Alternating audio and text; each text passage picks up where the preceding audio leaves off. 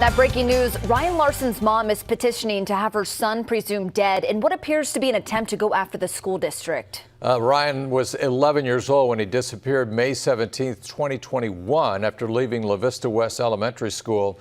In court documents, Ryan's mom, Tammy, claims an employee saw Ryan leave but took no action to prevent him from leaving school grounds or tried to retrieve him. Tammy Larsen has now filed a petition in Sarpy County Court to have Ryan presumed dead.